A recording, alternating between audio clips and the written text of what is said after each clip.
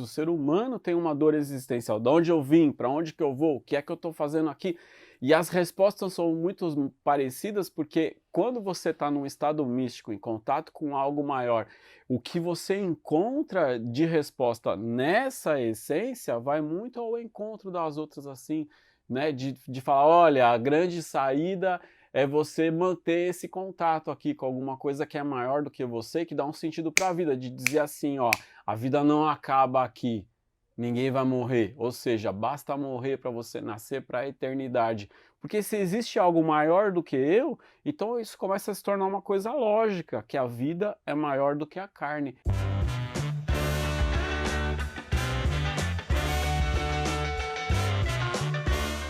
Alexandre Comino, você está aqui, embora você entenda de bastante religião, eu estou te entrevistando, batendo um papo como pai de santo. A primeira pergunta que eu falo, você como umbandista, te incomoda o termo macumbeiro? Não, macumbeiro é um encanto. Cumba quer dizer um feiticeiro, um encantador. O macumbeiro é um encantador de gente, um encantador de mundo, um encantador de palavras, que conhece o poder da própria palavra. É lindo, O que é né? macumba, então, assim, para começar, assim, para explicar, o que é a macumba? Muita gente acha que macumba é uma coisa, o cara fez um trabalho pro outro lá, para ele perder o emprego. Existem essas possibilidades?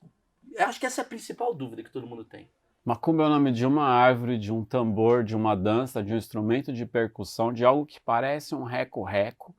Macumba é algo de uma tradição afro-brasileira, que vem de uma religiosidade afro-brasileira, de uma prática que acontecia muito no Rio de Janeiro, que é algo como um candomblé, que vem de uma cultura banto, de uma interconectividade, de uma amálgama cultural. Então é negro, é africano, existe um preconceito, um racismo religioso com aquilo que é do negro, com aquilo que é do africano. A palavra macumba passou a se tornar pejorativa, porque a pessoa via uma oferenda na esquina, uma vela, uma galinha, uma garrafa de cachaça e dizia, isto aqui é uma macumba. E na cabeça da pessoa que tem um certo preconceito, imagina que aquilo é para o mal, que é para atrasar a vida de alguém, que é para destruir. Macumba se tornou um termo pejorativo, mas cumba também quer dizer um feiticeiro, um cantador, um encantador de pessoas. Ma quer dizer plural. Então na cultura banto, na língua kikongo e no quimbundo, quando você põe o ma na frente é plural. Então cumba é uma pessoa, feiticeiro ou um sacerdote, e cumba é o plural, quer dizer, é uma reunião dessa turma.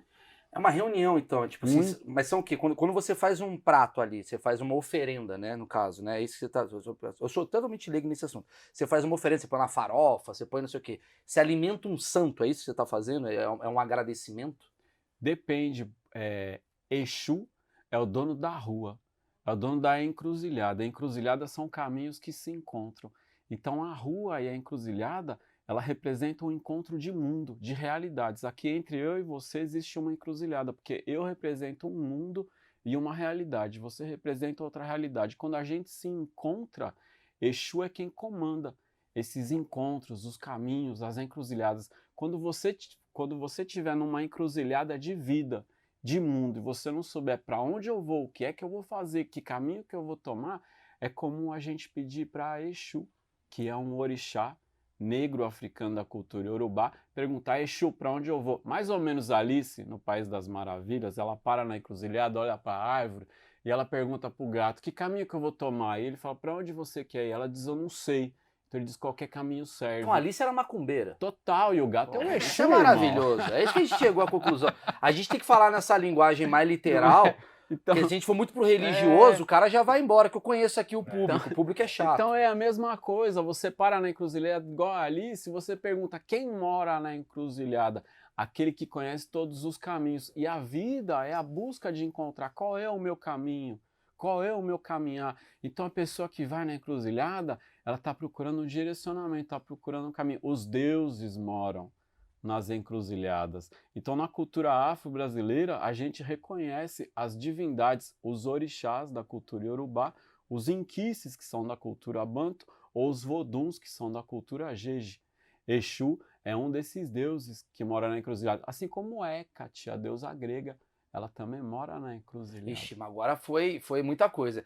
Parece que eu tô querendo resumir a religião em 2 minutos. Mas vamos lá, vamos aos poucos aqui, só para explicar. Pessoal, eu vou deixar esse papo o mais, digamos, informal possível, só para explicar quem é que tá aqui comigo. Ó, é o Alexandre Comino, ele é cientista da religião, bacharelado pela Uniclar, diretor da... tudo, faz tudo. Médium de Umbanda atuante, sacerdote de Umbanda Sagrada, responsável pelo colégio de Umbanda Sagrada, pena branca, babli, blá, blá, blá, blá, faz coisa pra caramba, ministra curso. Ele é um cara que tá bem no Instagram, tá com 90 mil seguidores, ele tem cursos online. E antes que você encha o saco, isso daqui é um bate-papo, haverá interrupções o tempo todo que as pessoas confundem com uma entrevista e a gente vai discutir os meus preconceitos, preconceitos de muita gente, que são os nossos achismos, através da Umbanda, que é um tema que todo mundo fica muito com dúvida da coisa. A primeira pergunta... Adorei, muito obrigado Bora? pela apresentação. Tá escrito aqui, daí o Gui que escreveu lá, a gente pegou do Wikipedia. Agora, agradeço o Wikipedia. Não, mas assim, Alexandre, muita gente fala, quer dizer, você mesmo falou, né? É de uma origem negra, né? A religião. E a gente tá vendo aqui que você é muito branco. Até tá precisando ir pra Santos um pouco. Tem uma corzinha aqui, ó. Dá pra ver que você precisa de uma vitamina D aí, legal. Existe preconceito por parte de você ser da Umbanda branco? Existe uma coisa tipo, pô, tinha que ser um negão que tinha que estar aqui. Que porra é essa, Maurício? Existe, lógico. Se a gente está falando de uma cultura afro-brasileira, também existe esse olhar ou esse entendimento, né? Mas o grande preconceito que a gente vive no Brasil é o contrário, é por eu trazer elementos de uma cultura afro, então também acontece esse outro preconceito que é um racismo religioso daquele que faz parte de qualquer tipo de cultura afro-brasileira. Então existem muitos preconceitos no Brasil, né? Sim, No mundo existem muitos preconceitos. Mas você acha que tem gente que né?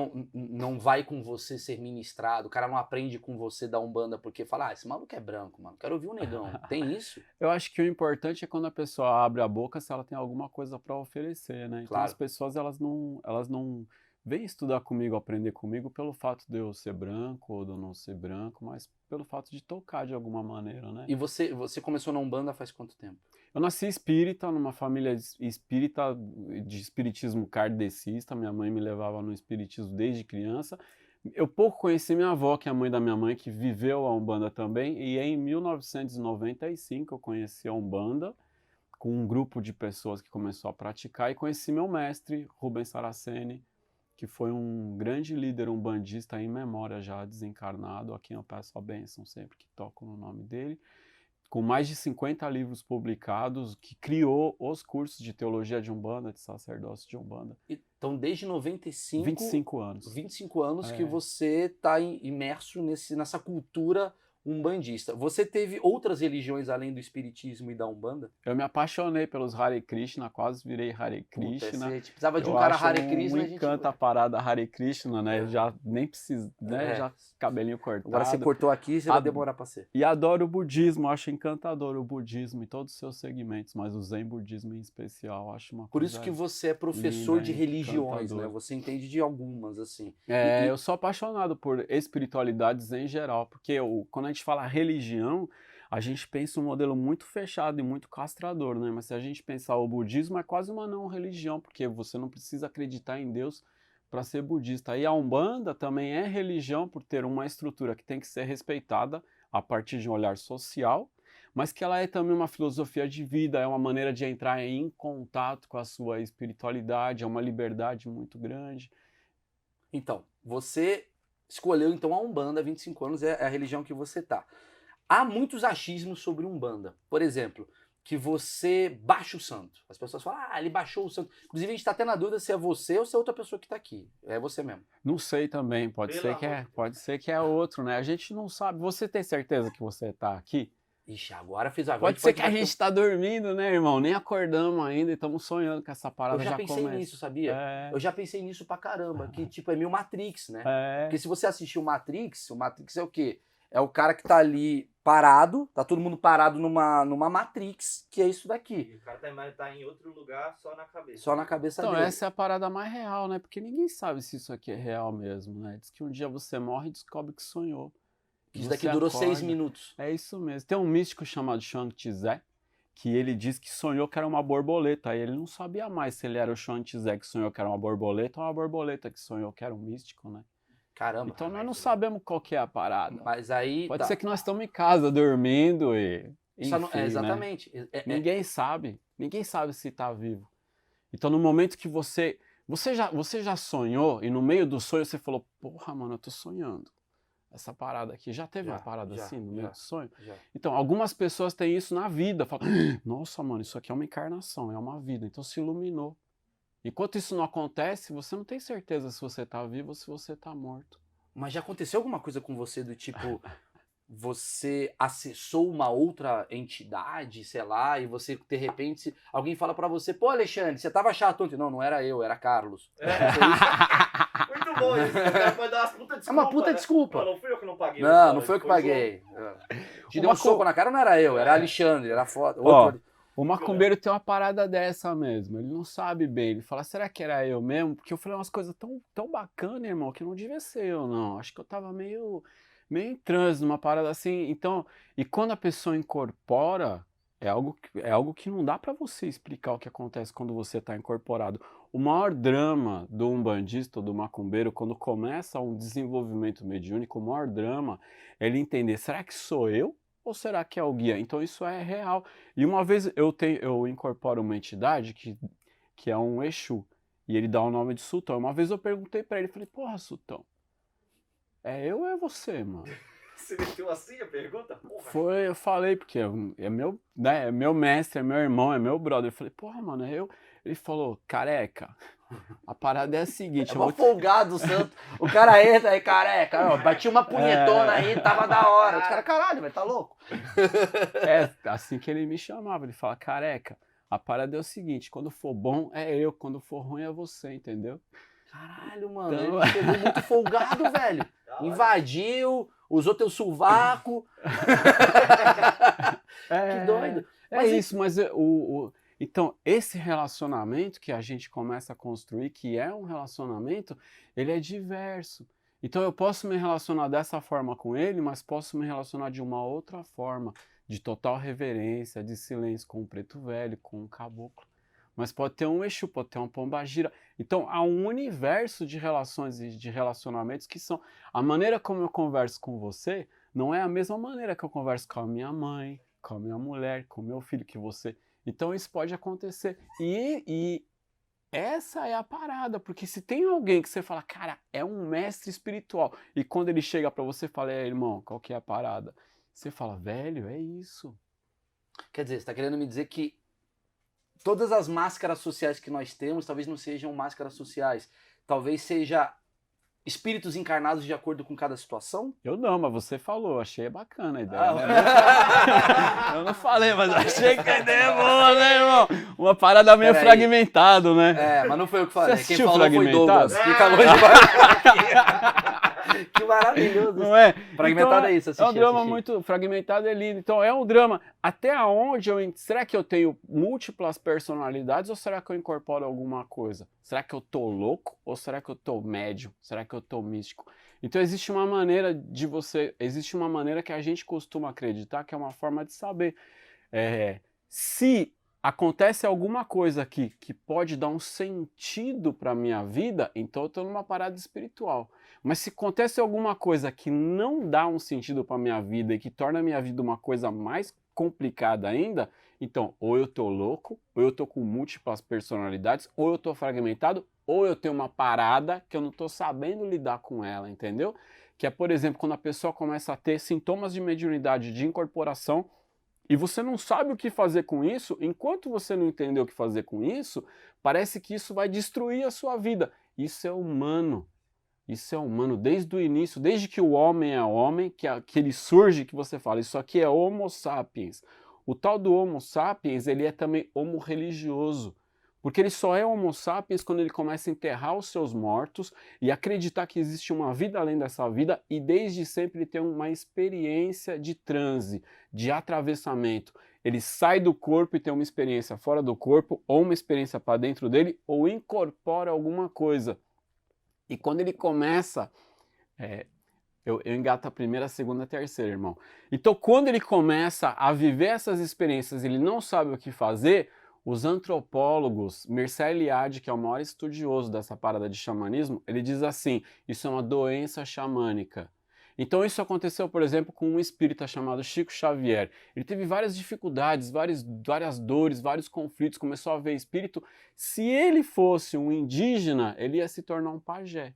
Se ele estivesse na África, ele ia ser um sacerdote africano, mas como ele é um brasileiro e teve contato com o espiritismo, ele se tornou médium. Então isso acontece na humanidade desde sempre. O que você está dizendo, então, é basicamente que todas as religiões elas têm a mesma essência. Eu também não disse isso, Não, mas porra, você daí tá foi dizendo, Douglas de novo. você está dizendo, eu achei ótimo isso daí.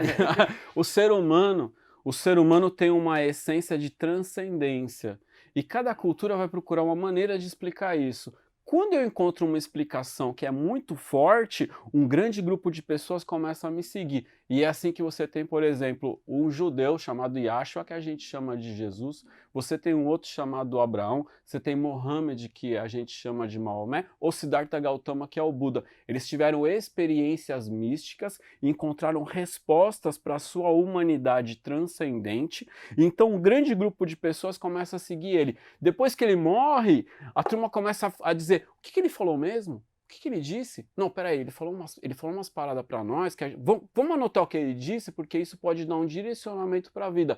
E geralmente é depois que a religião é criada, né?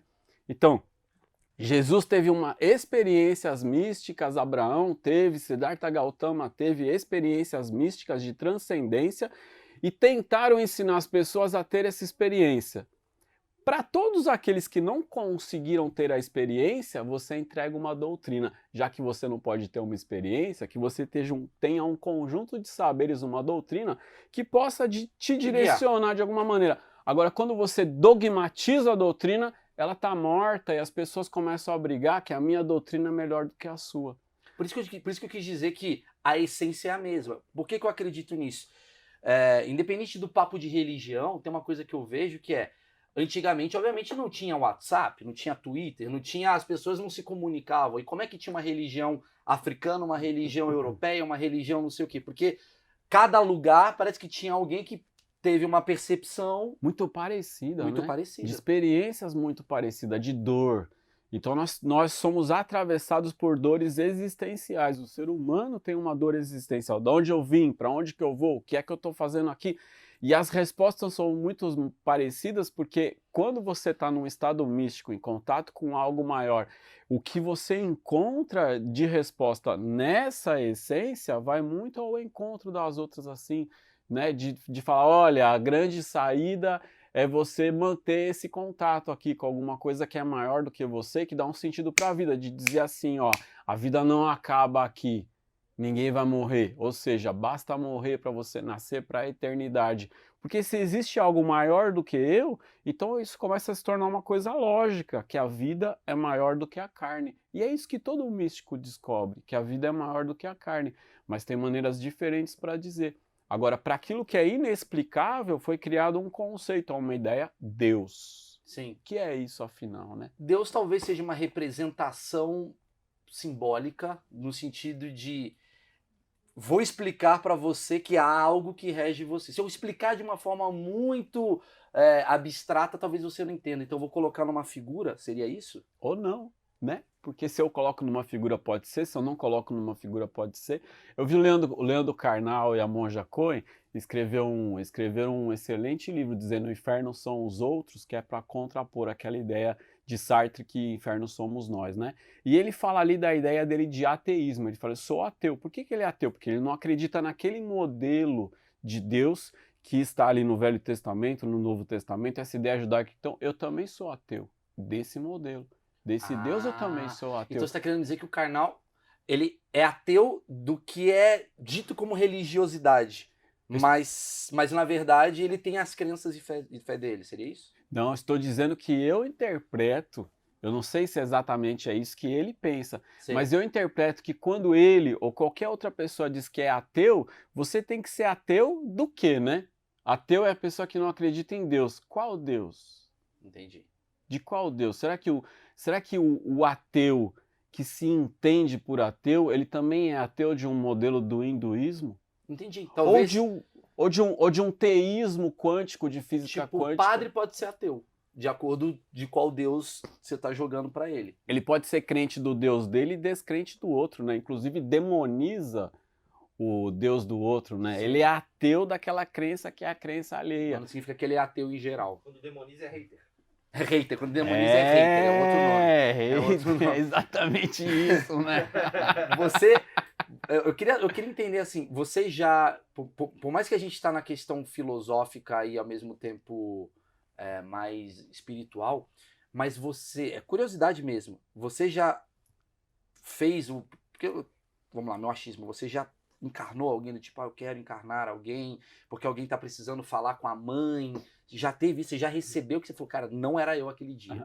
Já aconteceu isso com você? Essa parada de alguém querendo falar com a mãe é uma parada mais espírita do kardecismo, né? Sim. De dar mensagem dos desencarnados, principalmente Chico Xavier popularizou isso com cartas, Sim, né? E sim. deu ênfase às cartas de filhos desencarnados, porque a maior dor que tem é o desencarne do filho, porque se tudo der certo aqui, nossos pais morrem antes da gente, né, Claro, irmão? claro. A ideia é essa. Então, diante de tamanha dor, a maior quantidade são centenas e centenas e centenas de. Ele publicou, Chico Xavier publicou mais de 400 livros. Você sabia? Sabia. Mais de Eu 400. fui na casa dele lá em Uberaba lá. Eu vi. Eu nunca fui, mas diz que é uma coisa incrível, né? O Chico Xavier. Eu fico muito impressionado com esse cara. Não, o Chico Xavier. Não é humano, né? O Chico Não é Xavier humano, tem cara, uma parada do escreve Chico 400 Xavier que é livros. maravilhosa, assim. Muita gente até fala assim, que o Chico Xavier, pode ser 7. Não, ele morava numa casa muito pequena. Ele morreu muito simples, assim. Eu acho que eu fui com a Bia, né, Bia? Você foi comigo lá em Uberaba? Não. Foi com outra produtora que eu fui. Tem também um detalhe, os livros dele tem uma forma de escrever, porque assim, o Mal escreve 3 livros, você vê que é o É a Mal minha escrevendo, linguagem, né? a dele é diferente A forma. é muito O diferente, estilo. né? O primeiro livro dele é Parnaso de Além Túmulo. Então, no Parnaso de Além Túmulo, ele tem poetas desencarnados e o estilo, né? Isso, Você fala, é o estilo, né, de Olavo Bilac, é o estilo dele. Estilo diferente. É, Mas como que funciona essa uma coisa, incrível, da... né? Eu acho que é a É. maior curiosidade que as pessoas têm com a Umbanda, assim, do tipo, o pai de santo baixou o santo. É. Quando fala que baixou o santo, o que que é? Você já Corpo- sentiu isso? Você conhece alguém que se olhava e falava, caramba, ele tá com um negócio... É outra pessoa. Tá diferente. Tá diferente. Você já viu isso? O que que você sente? Como é que o cara fala, tô entrando, hein? O que que acontece? É mais ou menos isso mesmo, né? Você tá tomado, você tá incorporado, na nossa cabeça a gente pensa, tá possuído, tipo exorcista assim, né, mano? Vral. E vem do nada? Tem que vir de algum lugar, né? Não, mas vem do nada na situação. Tem que vir Você de tá numa algum terça-feira, lugar, né? Tipo, você tá numa terça-feira almoçando no na Girafa, padaria. pum, você, eu não quero carne. Sei lá, pode acontecer isso? Qual que é o lance? Então, quando vem do nada, é quando você não entendeu ainda como lidar com essa situação. Quando você aprende a lidar com a situação, posso citar autores assim, Por umas favor, paradas? manda bala. Tem um autor, um sociólogo francês que teve no Brasil, chamado Roger Bastide, ele escreveu O Sagrado Selvagem. E diz que em todos nós, seres humanos, tem algo de sagrado que é in natura, assim, selvagem, de você bicho, de você animal. E a gente aprende a domesticar. Então, mesmo essa transcendência, quando tem hora e lugar para acontecer, você está domesticando, você está doutrinando. Então, a partir do momento, o Osho dizia, se você tem um lugar para você extravasar a sua loucura, ela passa a estar controlada, porque a gente está tão reprimido pela sociedade, pela vida, por tudo, que você precisa de um lugar para você Canalizar, né? extravasar isso. E tem uma ligação muito tênue. Porque esse incorporar, ele ajuda você a extravasar muita coisa que está em você junto. A partir do momento que tem lugar e hora para acontecer, deixa de acontecer fora de lugar e fora de hora. Mas vou dar outro exemplo para você.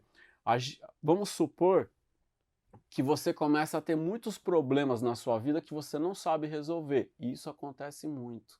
Eu não sei como é que eu vou resolver meus problemas econômicos, meus problemas familiares, meus problemas afetivos. E você começa a entrar num parafuso, você começa a entrar numa pressão muito grande e você começa a perguntar como é que eu vou solucionar, como é que eu vou resolver. A gente tem algo que é consciente e algo que é inconsciente em nós. As pessoas às vezes rezam, pedindo aos céus que mostre uma saída, que mostre uma solução. E o seu inconsciente, ele começa a procurar soluções além desse mundo. Então, quando o seu inconsciente começa a procurar soluções além desse mundo, geralmente você começa a ter experiências de transcendência. E experiências de transcendência você pode ver coisa, você pode ouvir coisa, você pode sentir coisas daquilo que a gente chama de mediunidade, de transcendência. E aí pode acontecer de você estar num churrasco, pode acontecer de você estar num ambiente que não é um ambiente adequado. Adequado quer dizer um ambiente seguro, que as pessoas sabem como isso vai acontecer. E você começa a ter surtos. Zélio de Moraes, que é um dos marcos da religião de Umbanda, em torno do ano de 1908, ele começou a ter surtos, começou a ter ataques. Isso é doença xamânica. E no momento que ele entende o que está acontecendo com ele, você se cura. Curar é o quê? É quando isso para de acontecer fora de hora. Mas sim, com muita gente começa a ter surto, começa a ter ataque. Algumas pessoas vão para a igreja ser exorcizadas e outras vão para o centro espírita entender a partir da obra de Kardec e muitos vão para macumba, para umbanda espiritar. Macumba, incorporar, baixa o santo e pá! A partir dali está resolvido, porque você se entendeu e a partir daquela experiência você começa a entender a sua vida, entender o mundo, porque você encontra respostas existenciais também. Que maravilhoso Eu isso. falo, né, irmão? Você pode me cortar, viu? Não. Mas durante o que acontece, a pessoa apaga? A pessoa... É isso. Essa é a pergunta. Essa é a dúvida que eu tenho. Porque assim, quando eu quero entrevistar em breve um pastor também para entender como é que é essa parte do tirar o demônio. Como é que é isso daqui? O cara que tá, por exemplo, tomado por um espírito, sei lá, que entrou um espírito no cara. Aí ele vai lá no terreiro, né? É lá o lugar que ele vai, certo? Aí ele pode vai... ir no terreiro, no centro, na tenda, tem vários nomes, né? Ele vai lá no lugar. Aí, como é que é esse processo? O cara ele tá desligado, o cara não sabe o que ele tá fazendo, ele acorda de um coma. Quais são as... Porra, ótimo. Para você estar desligado, você tem que estar em coma. E a parada é tão louca, porque existem experiências de quase morte, experiências de coma. A pessoa está em coma, mas quando ela volta do coma, ela lembra o que aconteceu com ela. Em coma, a pessoa se vê fora do corpo em coma, ela estava em coma. Agora a pessoa incorporada, ela não está em coma. Ela está apenas em um tipo de estado alterado de consciência. Vibracional. Ela está em transe, ela está atravessada. Então, quando ela está nesse processo, na maioria das vezes, ela está acompanhando de uma forma semiconsciente ou de uma forma inconsciente. Se quando ela voltar, ela não lembrar de nada, está registrado, porque não tem como apagar o seu cérebro. O seu cérebro está acompanhando e está processando, está acompanhando e está processando. Mas a gente o ser humano é um enigma, né, irmão? Você sonha toda noite? Toda não, mas tem vezes que eu sonho muito intensamente, que eu falo, nossa. E às vezes você acorda e fala, nossa, esqueci. Sim. Incorporação pode ser assim. Pode ser que a pessoa estava ali e quando desincorpora, ou seja, quando sai do transe, quando sai do estado alterado de consciência, nossa, velho, eu não consigo, não lembro, não dá para lembrar de tudo, mas olha, alguma coisa ficou, uma mensagem importante, uma fala importante. Porque se você está num estado alterado de consciência, então não é possível que tudo fica registrado como se você tivesse totalmente consciente. Bebida e droga possibilita isso? Ajuda, por exemplo, a pessoa que, sei lá, o cara fuma, sei lá, o cara toma um ácido, ou o cara fuma muita maconha, isso daí, por exemplo, isso ajuda a entrar, porque você muda, né? Como a sua consciência, muda, né? a sua percepção muda. O cara que usa muita droga, o cara que usa ácido, o cara que usa, sei lá, maconha, alucinógeno, ele vai para outro lugar. Isso daqui é o quê? É um espírito que bate nele ou é ele mesmo com uma outra do substância? Alucinógeno? É. Pô, a maior parte dos alucinógenos que a gente conhece tem uma origem de enteógeno. Alucinógeno quer dizer cria alucinação. Enteógeno quer dizer propicia uma experiência religiosa. Você leu A Erva do Diabo, do Carlos Castanheda? Não. Então, Carlos Castanheda, ele descreve ali uma experiência de uma tradição xamânica na América Central, que por meio do peiote de um cactus que você ingere, você tem experiências espirituais. A maconha, a cannabis ativa, ela é uma erva sagrada dentro da comunidade Rastafari Sim. na Jamaica. Então, os jamaicanos, eles utilizam a cannabis ativa, a maconha, para ter uma experiência espiritual. Então, por exemplo, aqui no Brasil, a gente tem a ayahuasca, o daime. Então, a pessoa já teve alguma experiência de ayahuasca? Eu quero um dia aí. Ah, irmão, eu já tive várias experiências de ayahuasca, é uma coisa incrível. Então, por meio da ayahuasca, você entra num estado alterado de consciência. Hoje existe Umbandaime. Existem comunidades de Umbanda que se utilizam do daime para facilitar ou para propiciar uma experiência religiosa. Sim, Então, mas qual que é a sua visão? é possível. Mas qual que é a sua visão sobre, tipo, droga, assim, do tipo, o cara que tá, ele é mais fácil de ser encarnado, porque como muda a percepção, é o quê? Bate um santo ali também no cara, o cara que tá, puto, o cara que cheirou, por exemplo, é uma coisa que a gente não tá falando de coisa que teoricamente é possível e legalizada, que é o daime, que é delegalizado, maconha em alguns lugares, mas assim, cocaína, o cara cheirou cocaína, baixa um santo nele também? Não sei, né, irmão? Mas eu posso te falar de uma coisa que é mais fácil da gente entender. Por exemplo, cachaça. Porque a gente não precisa ir pra cocaína, pra maconha. Não, A cachaça que é cachaça liberada. pior que tem, irmão. Cachaça. A pessoa, olha só. A pessoa que está procurando uma resposta para a vida. Vamos voltar naquela mesma situação que eu te falei.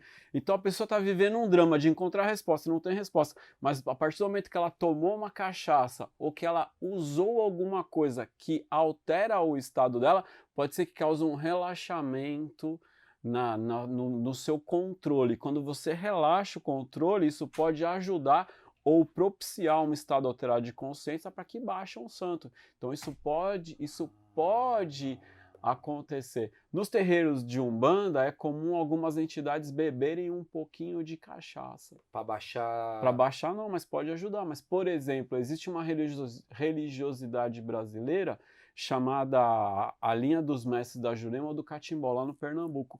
E antes de incorporar, eles tomam uma bebida sagrada que é a bebida da Jurema. Ela é considerada propiciatória.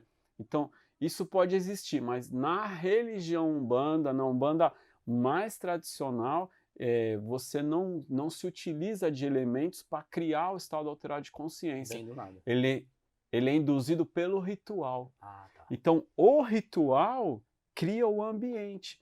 Então, a Umbanda ela é inteirinha cantada, inteirinha musicada. Então, você vai cantando músicas e tocando atabaque, o coro, a percussão, para isso induzir ou ajudar a percepção de um estado alterado de consciência. Pô, eu você fico chama imaginando- o caboclo, né? Porra, mas fica imaginando, coitado, o cara do Planta e Raiz tá fazendo um som lá, o cara fala, pode entrar, e entra errado. O cara tá só um show de reggae, Pode puta acontecer, merda. Isso pode pode Ó, acontecer. você já viu o show do Krishna Das? A gente até tava... Quando a gente Eu vi que se você tava encontrou, ouvindo ali. eu adoro Krishna Das. Krishna Das é um americano que canta músicas da tradição do hinduísmo, né? Então, se você pegar um show do Krishna Das, ele está louvando os deuses, ele está cantando para os deuses. As pessoas que vêm assistir um show, elas ficam completamente em transe. Elas ficam tomadas de um transe, de uma essência, de algo que está presente ali. E a melhor maneira de saber que você está em transe é quando você perde a percepção do tempo. Você percebe que estava em transe, né? O celular pode ser um transe? O celular é um transe total, você fica tão possuído pelo celular, né? Você fala, meu Deus, Nossa, o dia tu passou, é acabou, você Eu tá sou- possuído. Eu sou transe Ele engole direto. você, irmão, todos nós, né? Então, O celular é um devorador de gente, né, irmão? então, e por que o celular é algo ruim e o show é algo bom? Mas eu não disse que é ruim. Não, tô sugerindo, porque eu Ah, vejo que então as eu pessoas... não sei, eu pergunto pra você também. Porque eu acho que eu acho que muita gente que fica no celular acaba perdendo a percepção da própria realidade. No show também, mas é positivo, porque entra algo em você, uma mensagem. Depende qual é a mensagem que tem nesse Entendi, show. faz sentido, faz sentido. né? E Porque no celular também. A gente pode ir num show e ter uma mensagem extremamente agressiva para você destruir o mundo, para Verdade. você acabar, para você. Então, Depende da mensagem do trânsito. Talvez É. não tenha também essa coisa do show, tem uma hora pra começar e uma hora pra acabar. O celular é você fica... é Que sequencial. ótimo isso, né? Hora para começar e hora para acabar é ritual. Sim. Tudo que tem hora para começar e acabar é ritual. Então, se você vai no show e você entende que aquele extravasar, você vai no show do Metallica e aí você tá ouvindo um hard rock e aquilo ajuda. Quando acaba você tá em paz, né? Porque passou. Fala, É um orgasmo. É um orgasmo, É um é um orgasmo. êxtase, é um transe. E o problema do total, celular é que talvez né? seja uma grande punheta. Você porque nunca goza e nunca fica o dia goza, inteiro fica naquela o dia merda. É, eu acho que é isso mesmo, né? Você fica o dia inteiro, caralho, não vai Não gozar tem não. orgasmo, né, irmão? Pois é. Você ainda fica com dor no pulso. Mesma tudo. coisa. É uma punheta, vocês É uma batem punheta punheta o dia dolorida. inteiro. É isso, é Legal. uma masturbação. É uma mesmo. masturbação mental. A gente fica masturbando ideias ali. Masturbando é um problema. ideias e do que a gente quer mesmo. Quando você... Eu queria entender como é que é o processo de um terreiro. Eu não sei, eu nunca fui. E acho que muita gente que está assistindo nunca Chegou foi. lá a primeira vez, assim? Você me levou lá. Você falou, Maurição, vamos lá no terreiro que você vai adorar. O que é o terreiro? Até para tirar o medo. Muita gente tem medo, né? O terreiro vai ter um bode. Muita gente acha que tem esse sacrifício humano. O que é um terreiro? Humano. Sacrifício animal. Não, A gente dizia... adora bichos como humanos. É. Tô te ajudando. Boa, me ajudou. Você come carne? Como? O bicho morreu. Porra, mano, as pessoas não se dão conta que o bicho morreu. Se você vai comer uma feijoada, o porco morreu. Você vai comer uma galinhada, a galinha morreu. Então as tradições afro-brasileiras são de uma origem, de um tempo em que o bicho estava no quintal. Aquele bicho ele vai morrer para alimentar a comunidade. Então esse bicho não vai morrer à toa. Você reza a ele. Essa é a origem do sacrifício animal. É curioso, né? Que na cultura judaica, no Velho Testamento, Deus ensina Moisés a fazer o sacrifício animal. Está escrito lá. Então, o judaísmo faz sacrifício animal, o islã faz sacrifício animal, o hinduísmo faz sacrifício animal, mas por que a galinha da macumba incomoda as pessoas?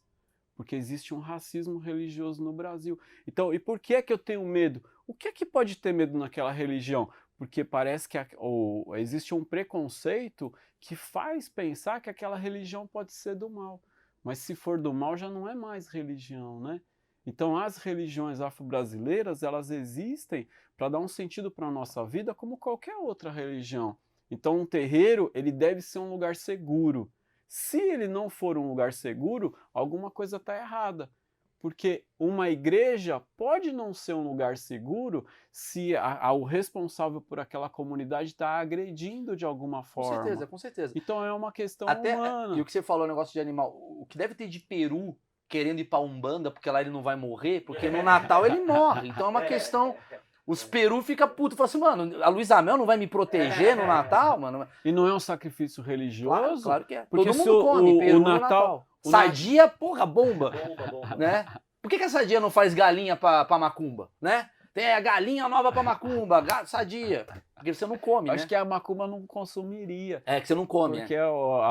a ideia da macumba ou do candomblé ou das tradições afro-brasileiras, quando faz um sacrifício animal, aquilo é um sacro ofício. É sagrado você comer, você se alimentar. Mas tem partes daquele bicho que você não come. Então essas partes você oferece para os deuses, para as divindades, para os orixás. Mas vocês comem a galinha do sacrifício? Isso que eu queria entender, eu não entendi isso. Vocês fazem, no caso, vocês fazem, utilizam os animais para fazer oferendas e tal. Vocês mesmos se alimentam desses animais, é só do santo? Então, porque quando existe o sacrifício animal, esse sacrifício ele é feito para alimentar a comunidade. É tipo comer um frango. Vamos comer um frango aí nós, tal. Então, mas quem vai matar o frango é você. Sim. De vez de comprar no mercado. Então, na hora de você matar esse frango, você vai rezar ele. Consiste do sacrifício animal o ato de você rezar. Só que esse sangue, ele é a vida. Então você entende que aquele sangue, que ele é sagrado, que ele é da vida. Mas nem todas as religiões afro-brasileiras, nem todos os templos, nem todos os terreiros fazem o sacrifício animal. Existe terreiro vegano? Tipo, que o cara não... Não, é sério. Que o cara fala, não vou mexer com isso, eu respeito a Umbanda, eu amo a Umbanda, tal, eu quero acreditar nisso, mas eu não quero matar animal. Olha, a grande maioria dos terreiros de Umbanda, a grande maioria não faz sacrifício animal. O terreiro de Umbanda faz sacrifício animal quando ele tem uma pegada afro mais forte. Agora, no candomblé, toda a base do candomblé está dentro do sacrifício animal. Mas é muito importante que eu possa falar isso para você sem que eu mesmo seja preconceituoso. Porque se eu falar, não, Umbanda não faz, então eu estaria sendo preconceituoso com uma origem africana.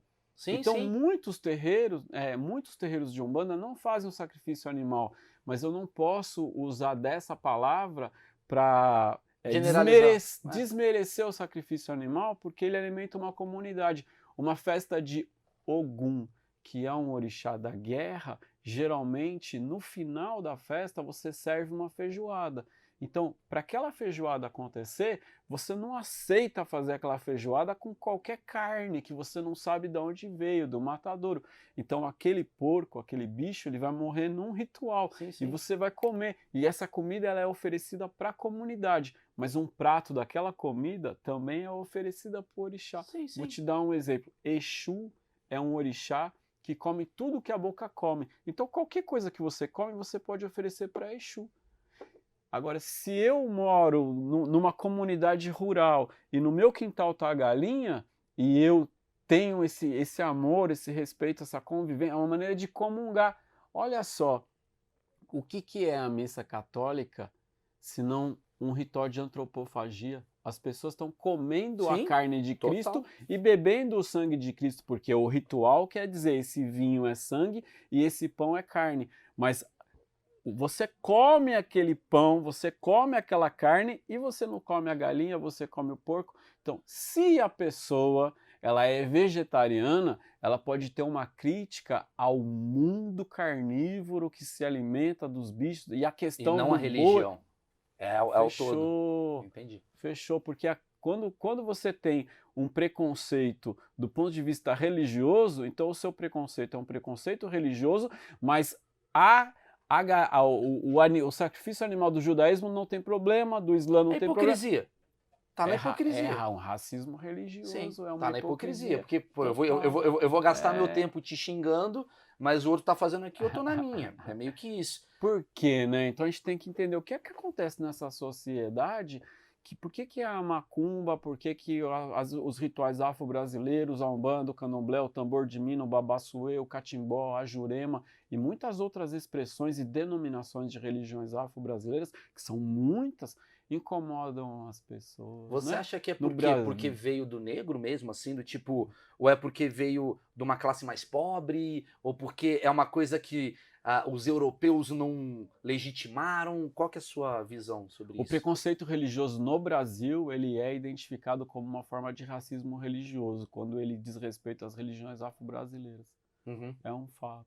Não, sim, mas eu digo assim, você acha que, por exemplo, a maioria das pessoas, ou boa parte das pessoas tem essa coisa, ai, a macumba, ai, terreiro, cruz credo, a gente vê muito isso que acontece, né? Foi imposta essa lenda na cabeça das pessoas. Você acha que é basicamente por ser uma coisa do tipo, é porque é o negro que trouxe essa religião? Porque essa estrutura, baixar o santo é uma coisa muito africana, né? Baixar o santo, ficar tomado, ficar possuído, ficar incorporado é uma coisa bastante africana, assim. Então, às vezes você vê alguém falando, a ideia de que isso é uma coisa atrasada. Ou uma coisa ruim, né? Nossa, baixou o santo, tá na Pior- pombagira. Pior ainda, né? E nem sabe quem é pombagira, não sabe quem é o santo, não Quem que sabe. ela é? Quem que é pombagira? De verdade, eu não sei, eu não sei. Ele tá rindo. Ele tá rindo porque, tipo, ele acha que a galera toda aqui sabe. É um bando de idiota que tá nos assistindo, Eu não Alexandre. sei mesmo quem que é a pombagira. Alexandre, é um bando de idiota que tá nos assistindo. Fala, galerinha. Depois, desafio da Nutella. É isso. Qual que é o desafio da Nutella? Taca a Nutella na cara do Pai de Santo. Que medo, né, mano? Mas não é você, é Felipe Neto que vai descer. Fica tranquilo. A pombagira é uma entidade de Umbanda e ela é uma entidade mulher. Então, ela vem justamente para empoderar a mulher, para dar força para a mulher, para dar força do feminino na mulher. Mas ela também pode incorporar no homem. Então, ela vem porque, olha só, a Umbanda, ela traz para si muito daquilo que foi marginalizado na sociedade, que foi discriminado na sociedade. Então, a gente vive numa sociedade patriarcal, colonial, machista, onde a mulher ela é Homofóbica. Tá. e a mulher ela é oprimida por todos os lados, né? A mulher não pode ser dona do seu corpo, não pode fazer o que quer com o seu corpo, a mulher não pode ter prazer, a mulher não pode ser livre, que ela já é rotulada. Então a pombagira ela vem para trazer isso para fora e dizer para a mulher: você é dona do seu corpo, você é dona da sua A sexualidade. Anitta Você é tá na dona. pombagira. Pra Porra! sempre. pra A sempre. pombagira tá na Anitta lá direto. Total, né? Total, todos nós estamos na pombagira. Eu também estou na pombagira. Entendi. Quando a pombagira então seria... Mas a pombagira é o quê? É uma entidade? É uma entidade. É uma entidade É. e ela pode baixar... Isso que eu queria saber. As entidades, elas podem baixar ao mesmo tempo em várias pessoas. Ou escolhe, tipo. Ou escolhe, cada- hoje eu vou ficar um Hoje eu vou de pouquinho... pombagira. Hoje de terça a quinta eu tô no Alexandre. Pode ser também, né? Mas ela tem essa coisa do tipo, ela é uma entidade que ela se divide em várias pessoas, é uma força tão grande que ela pega várias pessoas ao mesmo tempo. São muitas pombagiras. Ah, entendi. Então, por exemplo, você tem pombagira Maria Padilha, pombagira Maria Mulambo, pombagira Maria das Sete Saias, Entendi. pombagira Dama da Noite, pombagira Rosa Caveira. Aí você pega, por exemplo, Maria Padilha, são milhares e milhares e milhares que usam o mesmo nome, Maria Padilha. Aí você fala, ah, tem uma Maria Padilha aqui, uma Maria Padilha lá, uma Maria Padilha colar. São muitas Maria Padilhas, porque essa pombagira que incorpora, no nosso entendimento, é um espírito humano que já viveu aqui, que teve a sua vida, que foi encarnada. É um espírito, né? Entendi. Mas é um espírito que traz um arquétipo, que traz um modelo da força da mulher, da força do feminino ou da feminina, para ajudar a vencer essas barreiras do preconceito, de uma É, sociedade é agressiva. aquela força que a mulher fala assim, porra, tá vindo uma força em mim que eu não sei de onde é. Talvez seja uma pombagira. Ai, que bom se for, né? Sim. Pode Mas ser pode menstruação também, é uma Mas merda. pode ser um Exu também. Chato. Tá. Quando você... eu fiz uma pergunta que a gente... o início. É. Você falou. Como é que é? Por exemplo, o A gente Alexandre... se perde, né? Normal, irmão? normal. Que a ideia é essa. Por isso que às vezes os caras ficam meio... Cala a boca. A ideia é isso daqui A mesmo. pessoa quando incorpora, ela se perde dela também.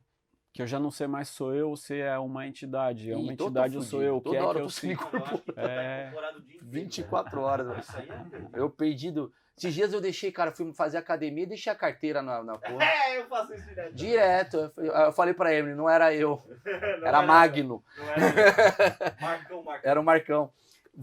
Eu queria saber assim, vamos lá. Alexandre, você vai me levar amanhã num terreiro. Como é que vai ser? Eu vou chegar lá, o que é um terreiro? Quem eu vou encontrar? Tem uma recepcionista? Como é que é? Por que o branco? Tem que estar de branco? Eu posso chegar com a camisa do Metallica? Qual que é as regras? Quais são? Isso que eu queria entender. O que é o dia a dia de um terreiro?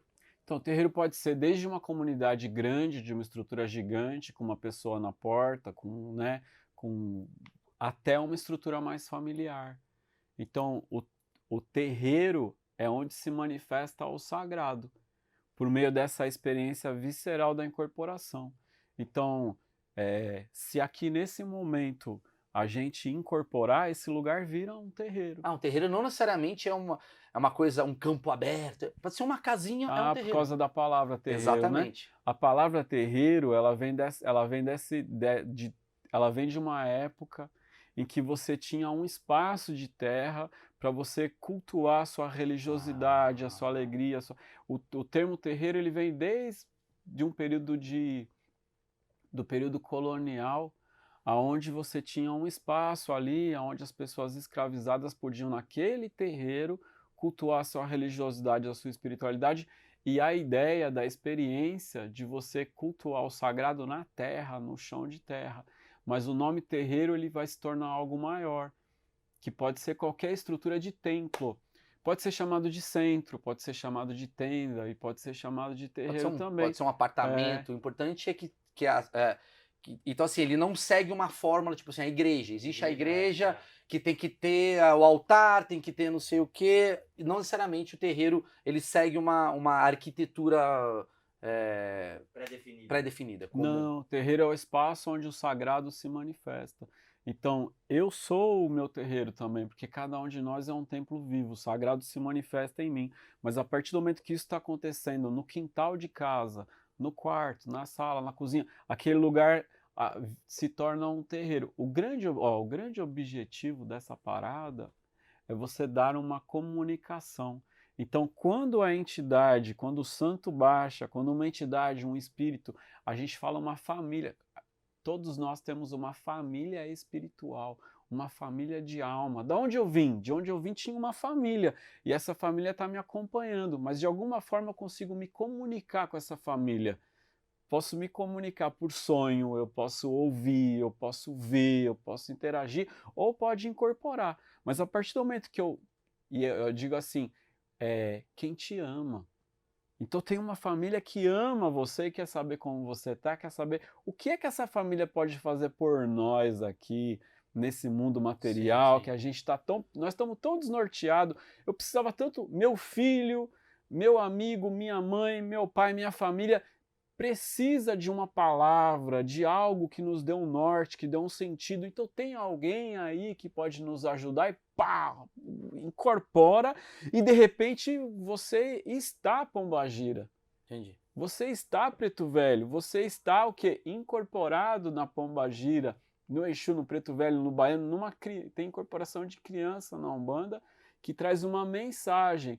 Então, isso pode acontecer de uma forma muito familiar em casa, aquele lugar se torna um terreiro. Entendi. Mas terreiro enquanto organização. Vamos lá. Quando isso cresce, vamos supor que começou em casa.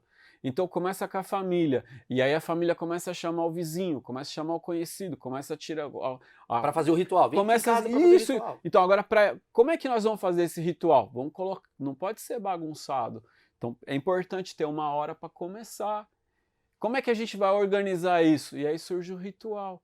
Então, no ritual de Umbanda, você reza, depois você defuma, que é você pegar ervas e queimar num carvão. Vamos por parte para a gente decupar exatamente. Entrei no terreiro, que pode ser uma casa, pode ser uma fazenda, pode ser... Não tem uma arquitetura definida. Isso, mas olha só, antes da gente decupar isso, vamos entender uma coisa. Isso pode começar em casa como estrutura familiar, né? Recebendo parentes. Então isso é um culto familiar. Vou supor, você recebe os seus amigos em casa para comer? Sim. Para uma janta, para um Sim. almoço. Sim. Mas se de repente começar a vir gente de tudo quanto é lugar para comer na sua casa, você abre um restaurante, não é? Sim. Então você criou uma estrutura. Aí para isso acontecer, você precisa registrar em cartório, você precisa de um estatuto, aí você vai precisar de um alvará de funcionamento. Já não é um brother na minha casa. Então aí nasceu um templo, um terreiro. Ah, entendi. Templo com uma estrutura diante da sociedade.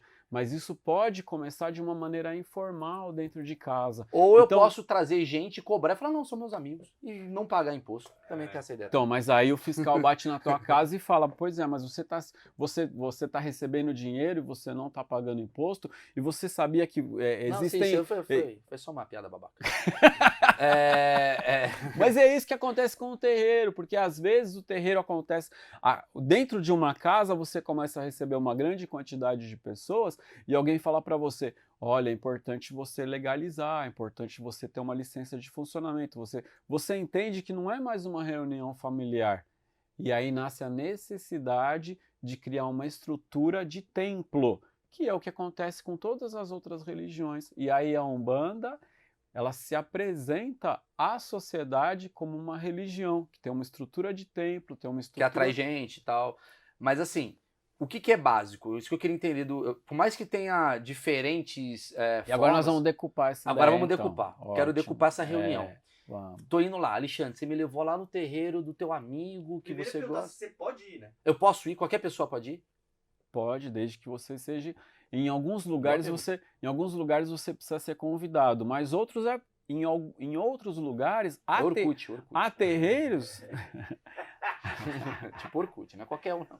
Mas há terreiros que tem porta aberta ao público e diz assim, olha, sessão pública na data tal horário, e você pode chegar Depende lá. do lugar. Depende do lugar. Alexandre, eu quero ir pro terreiro, me ajuda. Tá bom, você pode ir, você foi.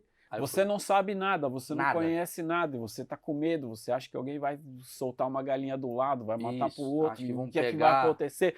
Né, eu vou ser agredido nesse lugar, o que é que vai acontecer? Mas por que que você vai num terreiro afinal? Por que você quer ir? Porque eu quero buscar, eu sou curioso, eu quero entender por que isso atrai tanto brasileiro, tantas pessoas ficam bem com isso, por que falam mal, eu quero entender. Eu vou lá, pum, cheguei lá. Entendi. Agora, há pessoas que vão porque querem encontrar respostas, porque a grande sacada do terreiro, a grande estrutura do terreiro de Umbanda, o ápice do que vai acontecer lá é a pessoa incorporar e você poder conversar com aquele espírito, com aquela entidade. Então esse é o ponto alto. Então tudo gira em torno da oportunidade de você conversar com alguém que está incorporado. Então, a grande maioria das pessoas vão no terreiro não só por curiosidade, a grande maioria vai para poder conversar com alguém incorporado e ouvir conselhos para a vida dela.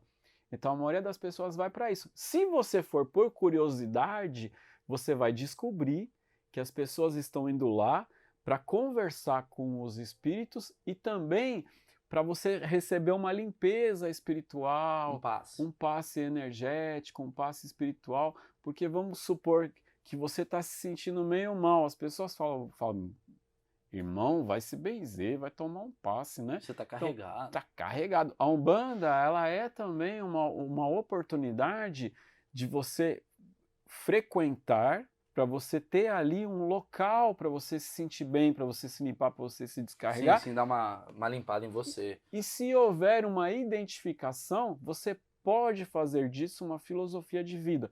Você pode fazer disso a sua religião. Claro. Né? E pode acontecer de você ir por curiosidade e incorporar. Tudo bem, mas você falou pra mim que... Sim, calma, pode ser, a gente vai ver. Né? Você vai por curiosidade, aí chega... Ai, o que aconteceu comigo? Eu desmaiei, eu passei mal. Fala, não, irmão, você incorporou? Você tava no lugar você, suscetível. Você já fazia parte de nós e não sabia? Exato. Vai que vem a pombagira, né, irmão? Vai que bateu e daqui a pouco sou eu dando entrevista. Pois é. Sobre isso. Você falou que todo ritual ele tem um começo, meio e fim. O começo é qual? É você se juntar e rezar. Vocês fazem rezas não católicas, são rezas da própria Umbanda. Na estrutura de terreiro, você tem o templo, e no templo, que é esse terreiro centro a tenda, geralmente tem um altar onde tem imagens. Podem ter imagens católicas, pode ter imagens de Cristo, podem ter imagens dos orixás, pode ter imagens de caboclo, de indígenas, imagem do preto velho, num altar. Nessa estrutura você tem um grupo de pessoas que geralmente está vestido de branco, que são os médiuns, aqueles que vão fazer o ritual e chegar no ápice do momento da incorporação, e tem um outro grupo, que é esse grupo de pessoas curiosas, é o grupo de pessoas que frequentam, que fazem parte numa assistência, numa consulência. Então, para que isso aconteça, existe todo um preparo desses médiuns. Então, o médium passa por um preparo, a preparação de reza, de banho de ervas, velas que os médiuns acendem para a espiritualidade, para Deus, para o seu anjo da guarda, para criar um ambiente propício para que essas coisas, para que para que todo esse ritual que aconteça. Uma vez que esse ritual tem início, então a Umbanda ela é muito plural.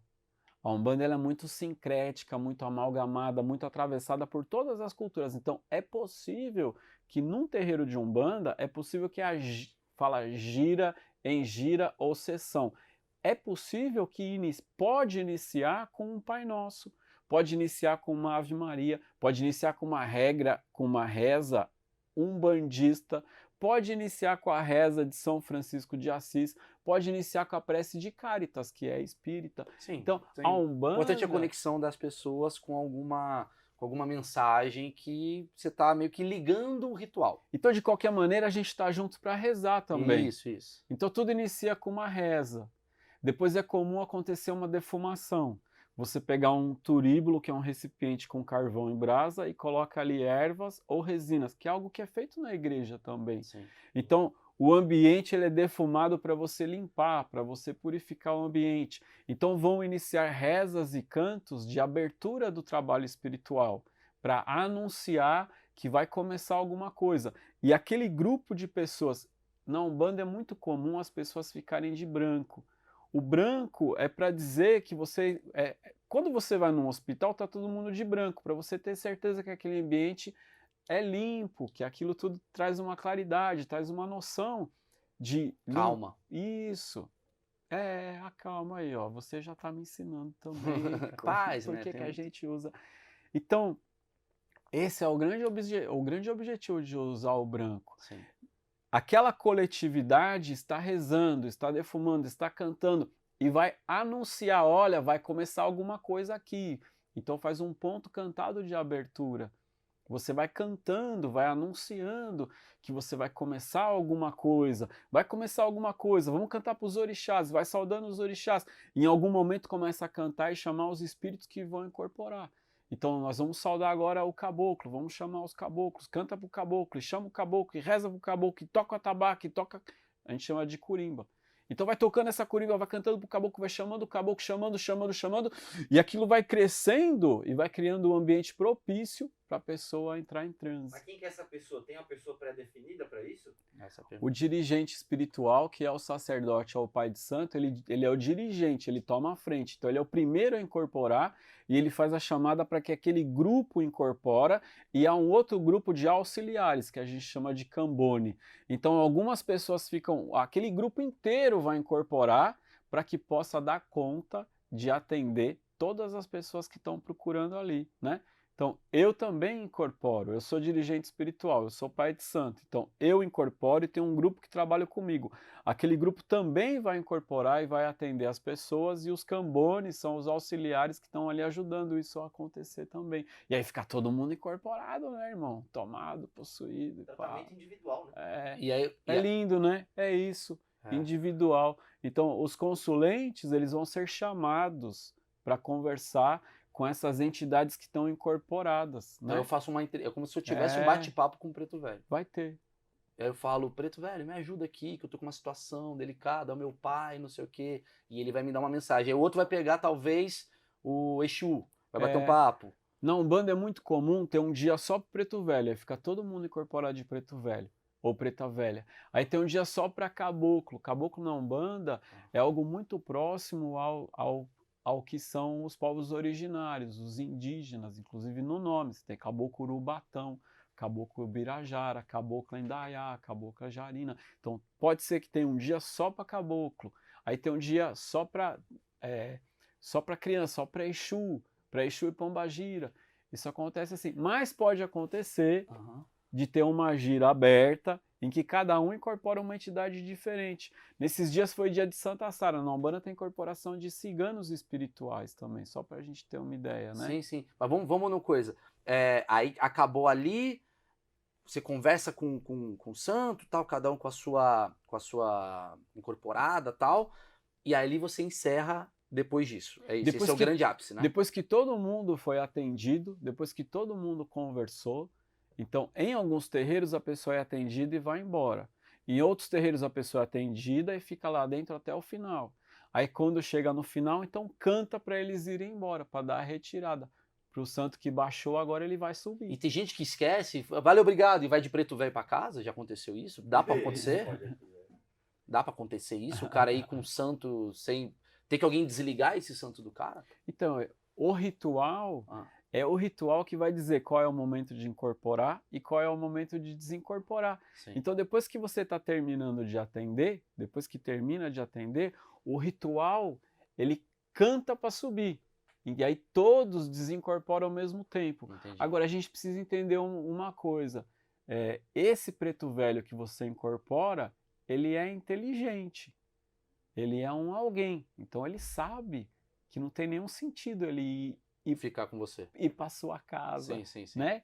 Ele vem para realizar aquilo. Então, quando ele termina de realizar aquilo, ele espera o momento dele voltar para onde ele veio. Então, a pergunta que você falou... Eu acho que é muito importante esse entendimento. Sim. Não, o cara vai achar que está possuído. Não, ele já saiu.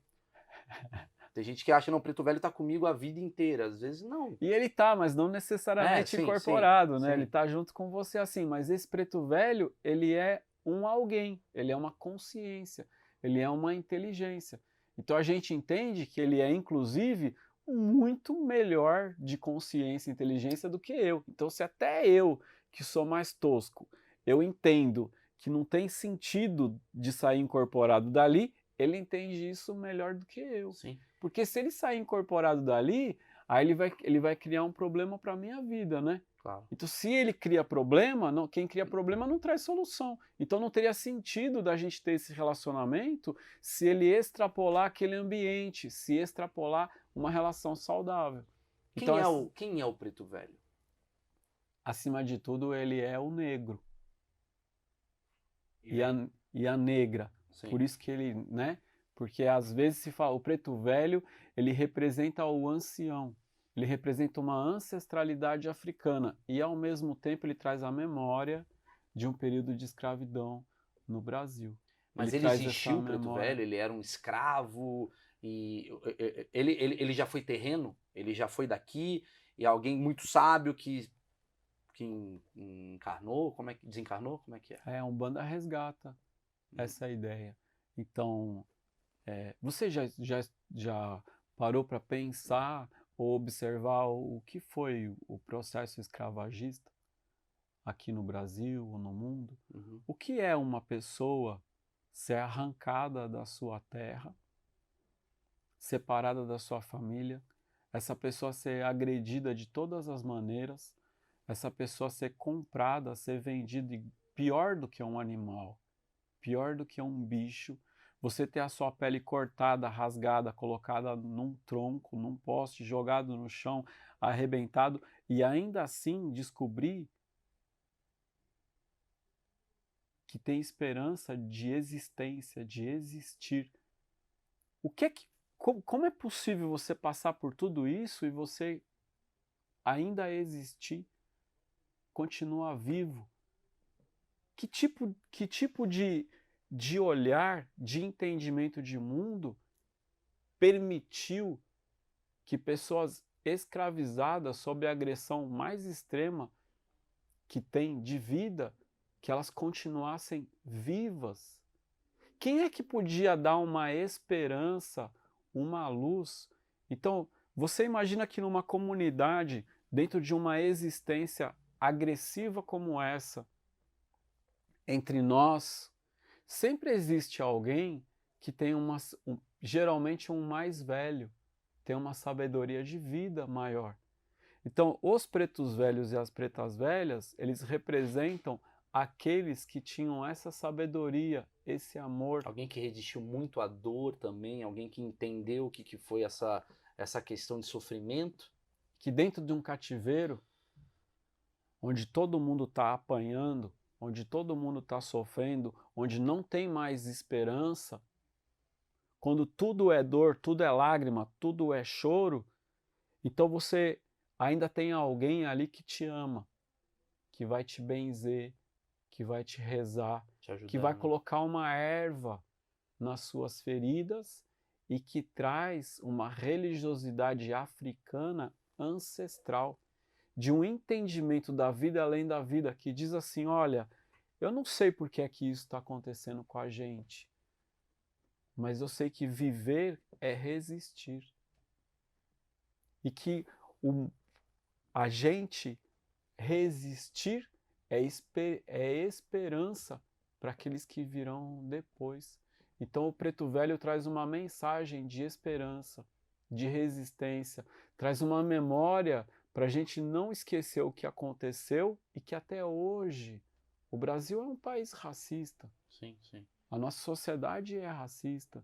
Então ele traz uma mensagem para a gente trazer consciência. Como é que a gente está vivendo? Como é que vive hoje? A gente acabou de passar várias situações no mundo com relação às vidas negras, de dizer que as vidas negras importam. Então, o Preto Velho, ele é também uma mensagem, um grito de que as vidas negras importam, de um lugar de uma consciência. Por ele ser um preto velho, ele traz também uma ideia e um conceito de sabedoria, de amorosidade. Como é que eu consigo olhar tanta dor e tanta agressão e ainda ser amoroso e paciente e entender? Isso também vai passar, Entendi. né? Porque você dorme e tem um sonho, mas às vezes você tem um pesadelo.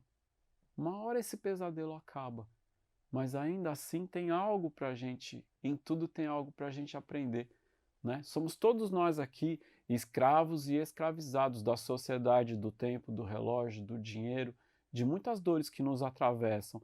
Então, quais são as dores que atravessaram os povos e as pessoas que foram escravizados? Que tipo de aprendizado eu posso ter com quem passou por essa experiência? No máximo, né? Que tipo de aprendizado eu posso ter? Entendi. Qual aprendizado eu posso ter com todos os povos originários, com os indígenas, com os tupis, com os guaranis, com os aimorés, com todos esses povos que foram dizimados aqui no Brasil? É um holocausto, irmão. São santos sofridos. É isso que chega à conclusão, assim. Porque a palavra santo, ela é muito cristianizada, é algo muito católico, santo, né? São pessoas. São pessoas, é. São gente de verdade, igual eu Gente e com você. experiência. É gente com experiência. Eles estão vivos. Aqueles que, né? Aqueles que morreram se eternizaram na nossa alma, na nossa vida. Então tem uma mensagem, porque você está cheio de dor na sua vida. Não há uma pessoa que não tenha experiências de dor, de trauma, e não tem uma dor maior ou uma dor menor, mas aquele que passou uma dor que você fala, irmão, eu não suporto. E quando ele vem, todas as minhas dores ficam menores. Porque ele te dá uma aula do que foi a vida dele, experiência, entendi. A presença dele é aula. Entendi. A presença dele silenciosa. Ele não precisa falar nada, desde que eu tenha consciência. Estou diante de quem? Daquele que representa um mundo de gente, um continente negro africano escravizado. Ele é o seu representante de uma dor que a gente não tem como imaginar. Eu estava lendo o livro Escravidão, do Laurentino Gomes, e ele fala que você sabe que os navios negreiros eram chamados de tumbeiro? Não. E o tumbeiro quer dizer tumba. Vai morrer. O navio negreiro era considerado uma tumba que andava para atravessar. Diz que os tubarões mudaram a sua rota porque a quantidade de tubarões que acompanhavam um tumbeiro, porque eles já sabiam que daquele tumbeiro, por dia, 1 ou 2 pessoas eram jogadas ao mar. A pessoa passava por uma situação de dor tão grande que às vezes a pessoa ficava cataléptica. Assim, quando a pessoa ficava cataléptica, ela não servia mais para comprar e vender. Depressão profunda não servia mais para comprar e vender. Era jogado ao mar, irmão. Diz que não chegava nem a afundar, porque os tubarões acompanhavam aquele tumbeiro ávidos, esperando. O que a gente sabe disso? De gente que era... há descrições do tráfico negreiro que perguntava assim, como que pessoas eram colocadas dentro de um navio? E um desses homens descreve como livros em uma prateleira. Um homem e uma mulher, um do lado do outro, todo mundo amarrado, todo mundo acorrentado, sem sair do lugar. Ali você comia uma ração para se manter vivo e ali acontecia... Não, entendi. Agora entendi. Tipo Esse assim, é o preto velho. É uma representação de dor, de humano. de dor entendi. e cura. Sim. Porque onde tem dor, você tem cura. Sim, é um antagônico. O potencial de cura de quem sobreviveu. Então, olha o tamanho do potencial de cura de quem sobreviveu a essa dor. Sacou essa dor toda. Então, quando você sobrevive às suas dores, para isso você precisa se curar. Quando você se cura, você está curando as dores do seu pai, da sua mãe, dos seus avós. Você cura em você as prováveis dores que o seu filho teria. É verdade. Então, quando eu tenho contato com alguém que teve uma cura desse tamanho, das dores maiores da humanidade, então isso tem um potencial de cura muito grande para minhas dores sociais, para minhas dores da carne, da vida, e a sua também. Isso é tão especial no Preto Velho. E também na Pombagira. Sim. Qual é a dor da história? mulher, Qual é a história da mulher na sociedade? E a mulher marginalizada?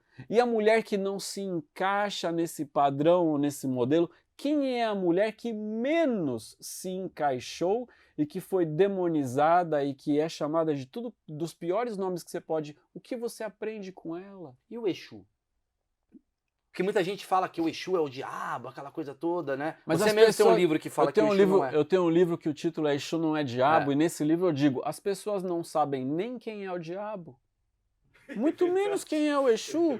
As pessoas acham que o diabo é uma construção judaico-cristã, É uma teoria intelectual do mal, porque no Velho Testamento Deus faz o bem. No Velho Testamento é Deus mesmo que castiga, né? Uhum. Foi Deus que matou os primogênitos no Egito. É Deus que faz. Mas no Novo Testamento, Deus é tão bom, mas tão bom, mas tão bom que para castigar precisa do diabo, irmão. Então isso é uma construção teológica. Mudou a personalidade dele Ele durante mudou. o tempo. É outro Deus. O Deus do Velho Testamento é o Deus do olho por olho e É o dente Felipe por Neto, dente. velho. Felipe Neto ele era de direita, agora é de Isso, esquerda, agora, daqui a pouco ele vai mudando, ele vai mudando. Ah, Deus quer ter hypado. Então a gente não sabe nem quem é Deus, como é que vai saber quem é o diabo, não é mesmo? Exu é um orixá da cultura negro-africana e nigeriana, da cultura nagô e urubá, é uma divindade irreverente. Ele é aquele que transcende toda a sua concepção e construção de mundo. É aquele que não se encaixa num olhar cartesiano. Você está falando da física quântica? Ele é quântico total. Exu é aquele que acertou ontem o passarinho com a pedra que jogou hoje. É aquele que sentado bate a cabeça no teto e em pé não passa da altura do fogo. Ele é zoeiro, é isso. Ele Também. é comediante. Exu é comediante, eu sou Exu, é isso. É zoeira, Você falou um negócio, né, uma vez ali pra... Não apenas, mas também. Tem um nome para isso, chama trickster. Há divindades tricksters em várias culturas. Ele também é isso, mas não se resume a isso. Ele é o mensageiro dos orixás, ele é a força e a potência mágica, ele é o transformador, ele é o transmutador, é aquele que te ajuda a enxergar um outro mundo a partir desse mundo. É irreverente e ele é uma potência de uma energia também, de uma sexualidade, de uma virilidade masculina muito grande. E de uma sociedade. Então eu não sou Exu. Eu tô zoado, eu te conto. Mas ele vem de um lugar que não tem pudor. Entendi. Que sexo não é pecado. E ele aparece enorme, negro, viril e ereto, irmão. O católico acha que isso é o capeta, só pode ser o tinhoso. E tão feliz, e tão alegre, e tão viril, e tão ereto. Deve ser o capeta, deve ser o tinhoso, só pode ser. Então joga ele pra baixo. Então ele foi demonizado como todos os outros deuses, chamados de pagãos. Os deuses dos outros foram todos demonizados. Então o próprio Preto Velho é demonizado. Porque ele é um deus que não é...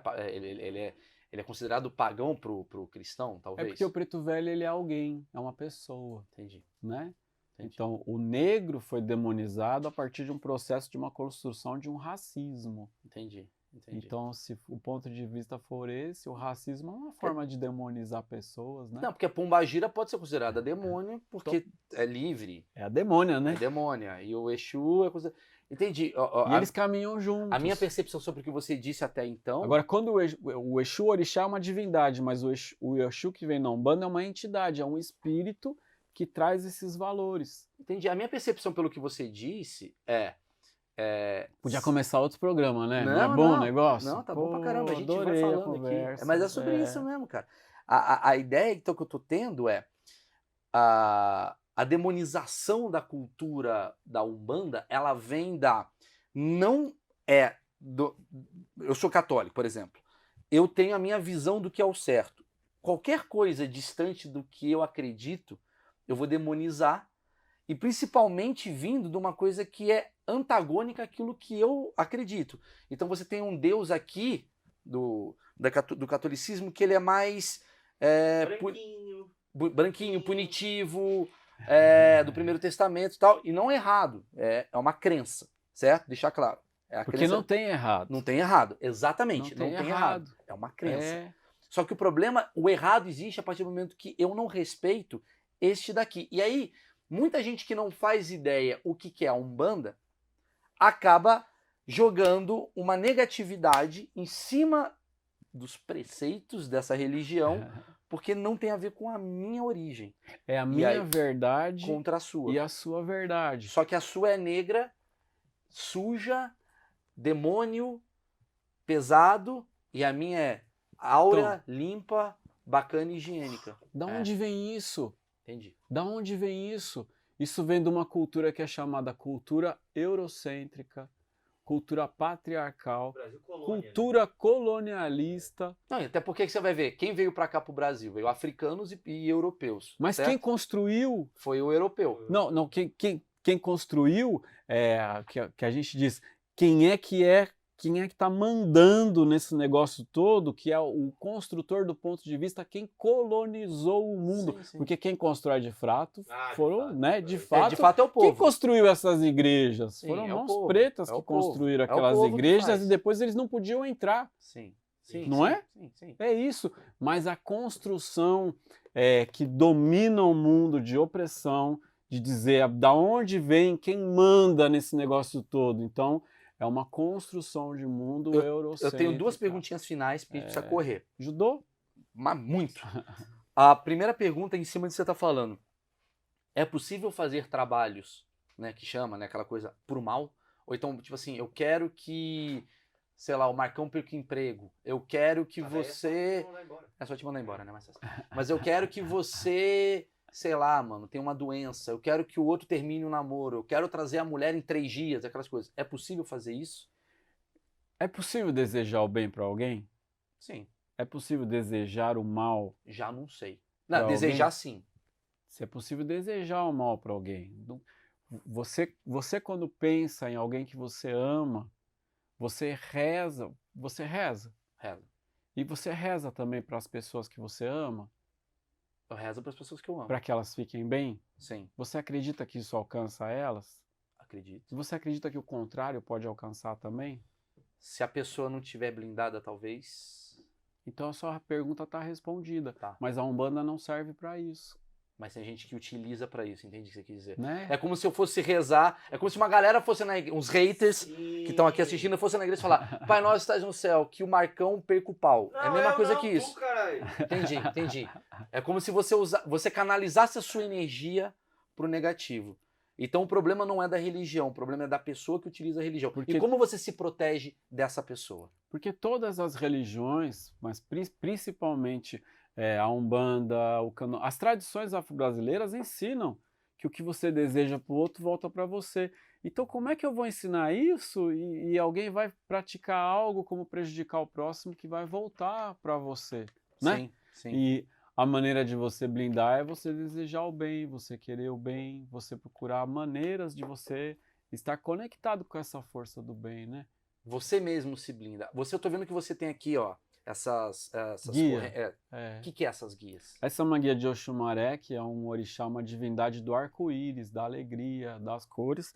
E aqui eu tenho uma de Exu e uma de Pombagira. Essa é uma pulseira de uma tradição indígena, mas que traz as cores vermelho e preto, que para mim representam Exu e Pombagira. E Exu e Pombagira na Umbanda são entidades e divindades que trabalham muito, que são muito presentes na nossa proteção. O que é a pipoca? Que tem na Umbanda, que fala da pipoca e tal. O que é essa pipoca? Ainda bem que você perguntou na Umbanda, que a pipoca, né, irmão? Você fala, pipoca é o milho que estoura, irmão. Uma parada, né? O que é a pipoca? A pipoca é no cinema. O que é a pipoca na Umbanda? A pipoca, ela representa a transformação.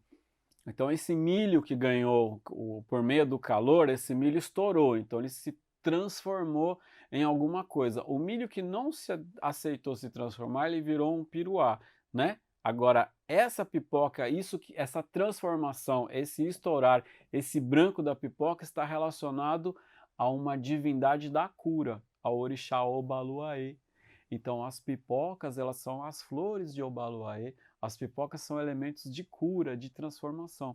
Mas vocês comem no ritual a pipoca? Isso é uma coisa que tá lá sempre no...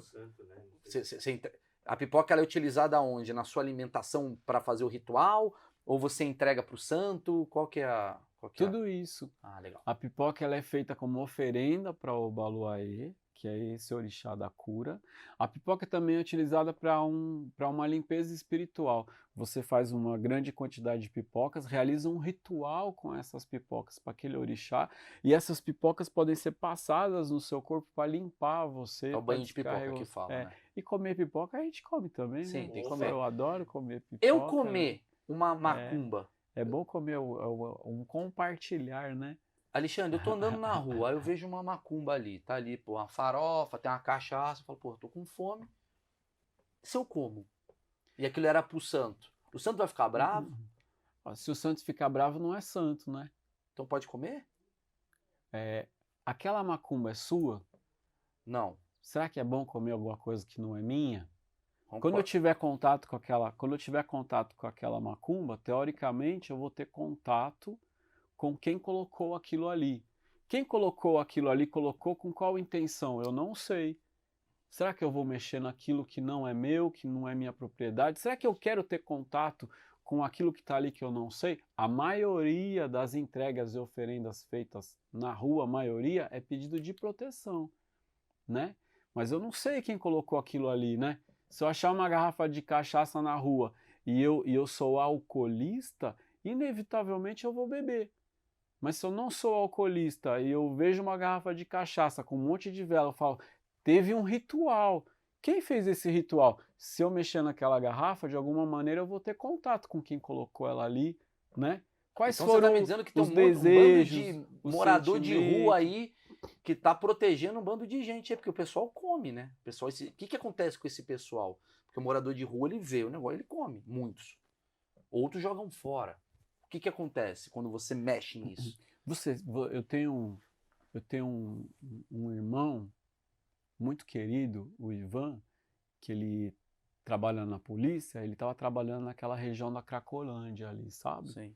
E ele falou assim, olha, o morador de rua, ele não pega mais gripe, não pega resfriado, nem pega Covid, não pega nada, porque ele está o tempo todo tão exposto a tudo, o autoimune dele fica tão alto, o morador de rua ele não pega mais isso, porque ele já está exposto o tempo todo. Então, a pessoa que já está exposta à rua, a pessoa já está exposta a todos os tipos de dores, boa parte deles, o que mais você vai perder? Você já está tão exposto a tudo isso, né?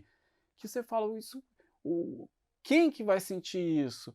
O morador de rua ele já está exposto o tempo inteiro a tudo isso. Ele pega a garrafa de cachaça que não é dele ou ele não pega, ele já está tão exposto a tudo isso o tempo inteiro, mas aquela garrafa que foi colocada para Exu, na maioria das vezes, foi colocada com boa intenção, né? Mas o morador de rua bebendo cachaça, ele está no vício. Então, de qualquer maneira, aquela cachaça não pode trazer, seja ela rezada ou não pode trazer coisa muito boa, porque ele já está no vício. A pessoa, quando está no vício, ela já está tão exposta a tantas coisas, né? Não é essa macumba que vai prejudicar mais ou menos, porque a pessoa já está vivendo uma situação. Mas o cara que a função dele é limpar a rua. Aí ele tá limpando a rua e tem uma farofa lá com frango. Aí ele fala, porra, velho, eu acredito na Umbanda, mas eu preciso limpar a rua. O que que ele faz? Eu vi uma matéria, eu vi uma reportagem que entre os limpadores de rua, o gari, não é? Eu vi uma matéria que em algumas regiões, entre os garis, às vezes existe um que é o cara que mexe na macumba.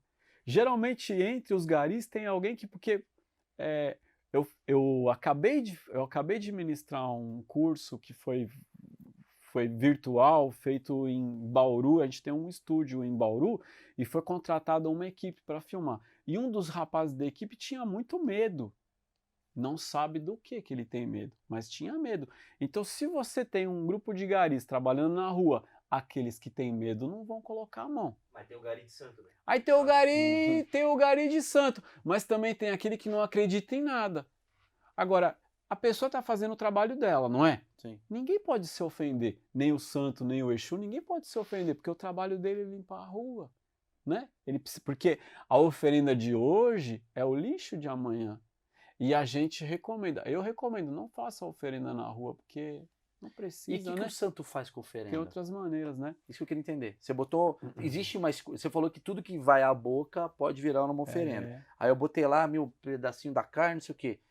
Isso é o quê? Tipo, você tá dando a sua comida, qual que é a explicação disso? Você tá dando a sua comida para um santo. O santo não vai comer, mas como é que ele recebe isso? Você já foi no cemitério?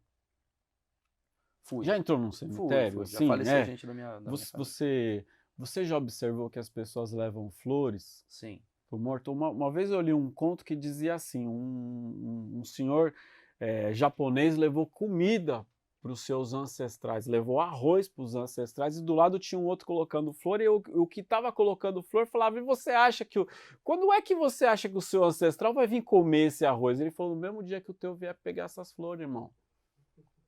Então, a gente pensa muito isso, né? A pessoa vai comer a comida, mas a pessoa também não vai levar essas flores embora, né? Então, as flores que você dá para quem já desencarnou, talvez elas sejam algo muito mais de mais valor, às vezes mais valor para você do que para quem já foi. Mas aquelas flores têm um simbolismo, têm uma força. Então, a comida, ela tem um simbolismo, tem uma força. Então, ela tem algo que muda quem eu sou, né?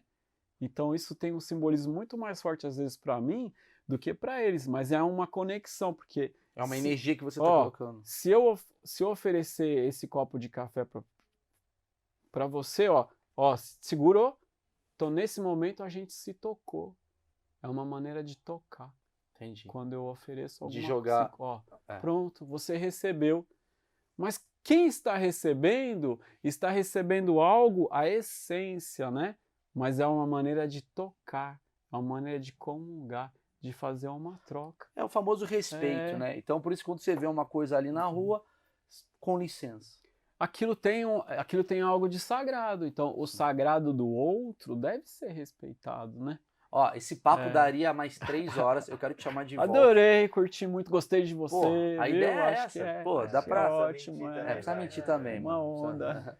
Ó, Mas a gente mente o tempo inteiro, né, irmão? não é ele que tá mentindo, na verdade, é Aurélio que baixou nele. Se você queria agradecer a todo mundo que está assistindo o Achismos. O Achismos, ele tá virando um projeto da minha vida. Eu amo esse lugar, fazer isso daqui. Esse projeto para mim é muito bom, muito massa. Na descrição você vai ver tudo relacionado ao Alexandre aí, onde você encontra ele e tal. No Instagram. No Instagram, não, mas curso, No essa coisa YouTube. toda tá na descrição, o Gui vai escrever. E se você quiser ver, tipo, alguma parte específica, tal, eu quero passar esse vídeo, o cara fala, é muito longo. Se você ver aqui, ó, na própria linha do tempo, você vai ver que está dividido em temas, que a gente deixou certinho aqui para vocês, tá bom? Posso pedir um negócio? Por favor, cara, comenta o vídeo, escreve, dá like. Antigamente eu achava que isso era besteira, mas isso engaja. E o Achismos, ele tá crescendo. Então, se você puder fazer isso por mim, compartilhar para quem você acredita que vai gostar dessa história, acabar com o preconceito, acabar com os achismos que você tem, escreve coisa, comenta, fala, pô, a gente tende a ler todas os comentários de vocês, e o like é uma coisa legal que faz a gente se sentir muito bem com o projeto, tá bom? Obrigado a todos, obrigado, Alexandre. A nossa comunidade é muito carente de sair da bolha, Essa é a ideia. viu? Então eu quero agradecer muito você por essa oportunidade. Porra, obrigado. Porque a gente precisa muito sair da bolha para desmistificar. Então o que você fez hoje aqui é uma questão de saúde pública para nós, viu? Porra, mas Muito essa obrigado é a por ideia. isso. A ideia desse ambiente é essa, cara. Eu espero ter colaborado. Colaborou né? Que tenha bastante, sido cara. bacana, Dá um abraço nele agora. Vou dar um Axé. abraço. Valeu, galera. Vou dar um abraço.